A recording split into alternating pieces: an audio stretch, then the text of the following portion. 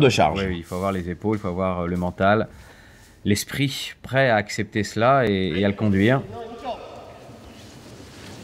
Il faut vraiment descendre les hanches pour avoir une chance de déséquilibrer le partenaire. On a peut-être cette même relation avec les professeurs avec leurs élèves. Car chaque professeur doit avoir une responsabilité par rapport à ce qu'il enseigne. C'est sûr, mais autant on peut choisir dans un panel d'élèves celui qui peut être l'héritier, mais quand il y a une filiation génétique, c'est quand même plus délicat. C'est vrai. Et donc il y avait une vraie opportunité à saisir la manche aussi pour contrôler. Travail avec saisie de la manche. Donc venez vraiment par le côté du partenaire, pas de face. Et il y a déjà le déplacement ennemi, l'engagement vers l'avant. Et ça paraît si simple. Et avec le même mouvement que précédemment, Ikkyo. C'est toute la magie de l'aïkido. Mais la technique est très simple. C'est nous qui la compliquons. Mais de toute façon, à chaque fois qu'on regarde vraiment des artistes qui sont au sommet de leur art, ça paraît toujours très simple.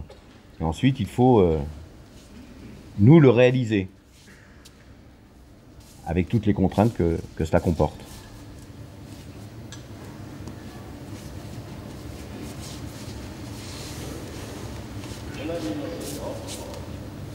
Donc encore une fois, vous voyez que c'est tout à fait le même déplacement, le même mouvement, la même logique, la même continuité.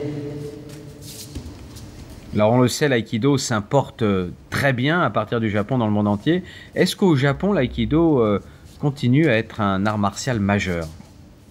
Oui, il fait partie des grandes disciplines. Il est évident que le kendo et le judo sont pratiqués dans les écoles. Donc tout le monde connaît le judo et le kendo. Après, bien sûr, il y a le sumo.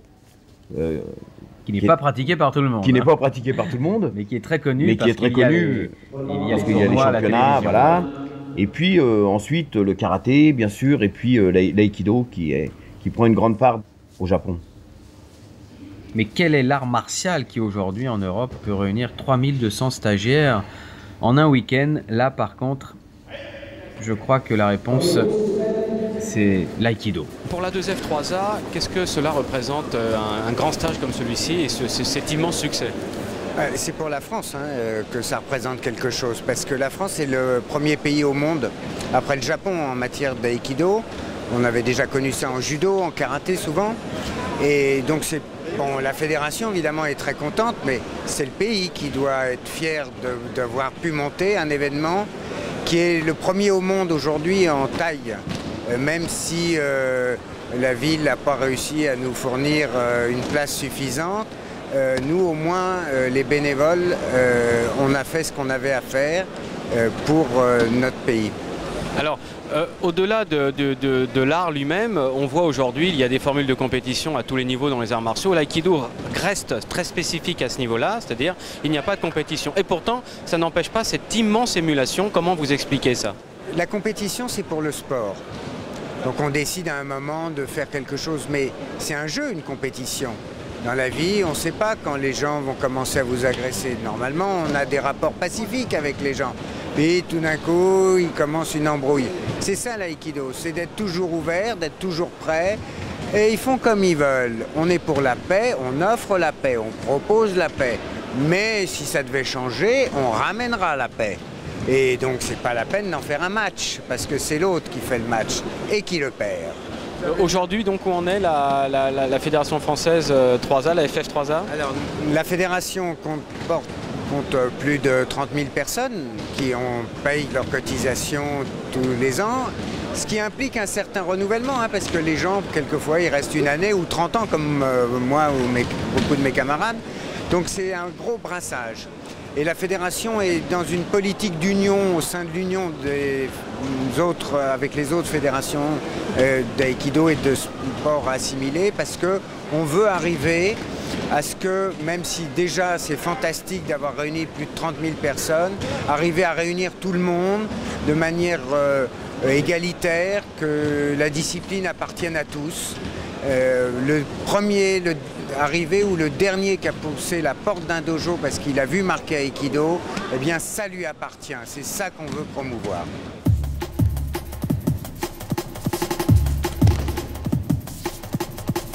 Une promotion qui passe évidemment par la venue du Doshu.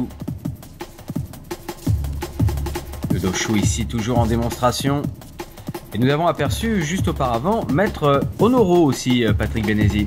Oui, Maître Honoro qui a été un des pionniers en France de l'aïkido et qui, pour des raisons tout à fait personnelles, a décidé d'orienter sa pratique vers le Kinomichi. Kinomichi qui veut dire le chemin du ki. Et comme vous le savez, ça ressemble énormément à l'aïkido. C'est une vision maintenant tout à fait personnelle. Et Maître Honoro a eu cette honnêteté de changer un petit peu la discipline et d'en changer le nom. Mais il était vraiment très très heureux d'être parmi nous dans cette famille, car il fait partie vraiment de la famille de l'aïkido. Alors, est-ce qu'on peut considérer justement que la pratique au très haut niveau, au plus haut niveau de l'aïkido, mène forcément à la recherche d'une réalisation spirituelle? Oui, bien sûr, c'est lié. C'est lié, on ne peut pas dissocier l'aspect philosophique, même si on n'en parle jamais, car nous ne sommes pas des professeurs de philosophie, nous sommes des enseignants d'aïkido, et c'est à travers la pratique, à travers la gestuelle, que nous allons développer une certaine forme de philosophie.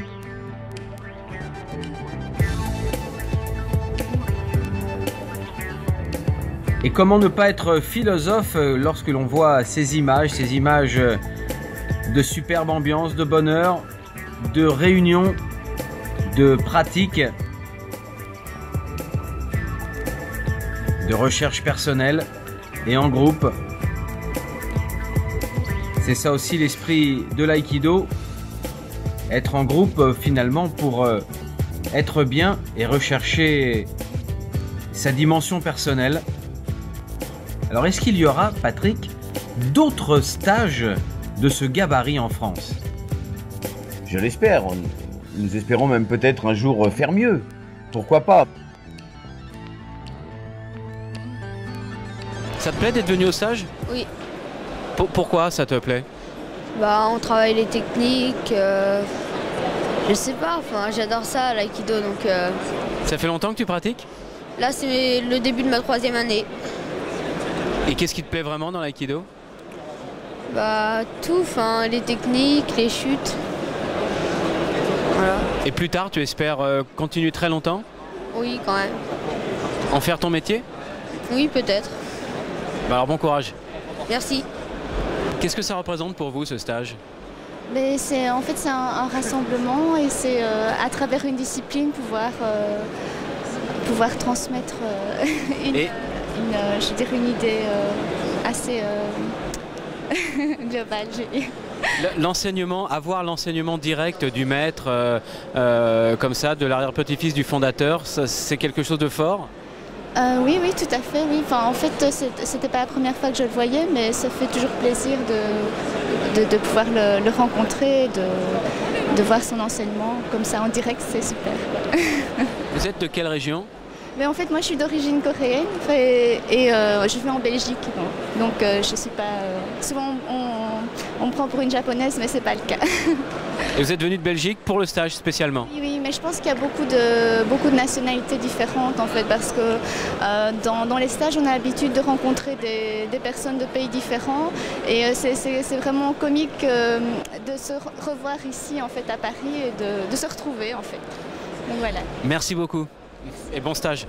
Venir comme ça directement prendre l'enseignement du Doshu, c'est toujours quelque chose de fort? C'est l'occasion de se rassembler, de voir plein de gens d'horizons différents et puis de niveaux différents, et puis de penser que c'est une personnalité directe de O-sensei, c'est quand même impressionnant et très encourageant. On voit que son aïkido est accessible et il est d'une gentillesse exemplaire. C'est ça, vous êtes enseignant, vous animez aussi des stages. Alors, votre point de vue, entre guillemets, de professionnel sur un stage de cette envergure? Au niveau de son enseignement, c'est la capacité à pouvoir donner les choses essentielles en si peu de temps, un week-end.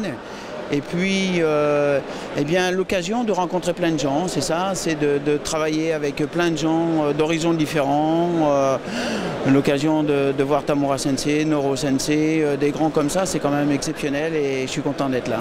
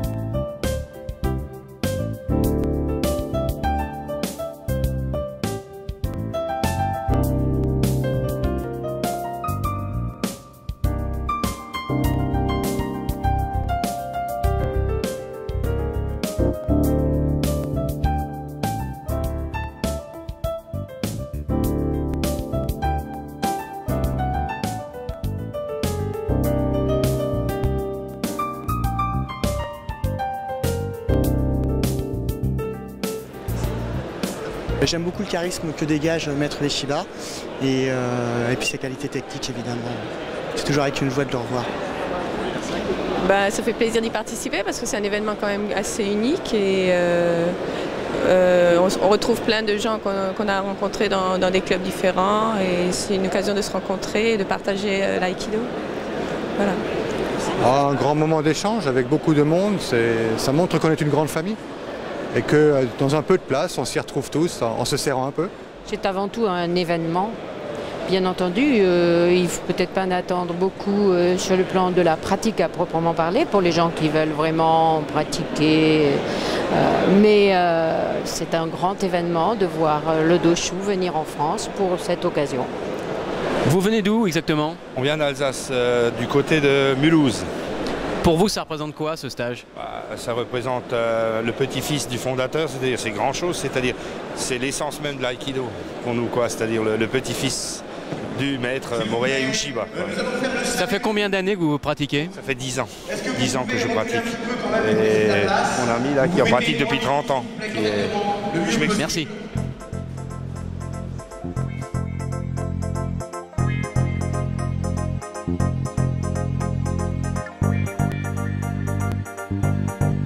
Le sourire du Doshu, la satisfaction sur le visage du maître et les stagiaires qui vont terminer cette journée exceptionnelle qui restera gravée dans toutes les mémoires.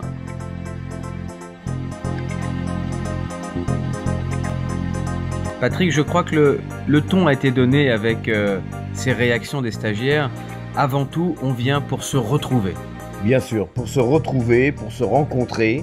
Et l'aïkido, dans l'aïkido, on fait une technique qui s'appelle le kokyu nage. Kokyu nage, kokyu ça veut dire respiration.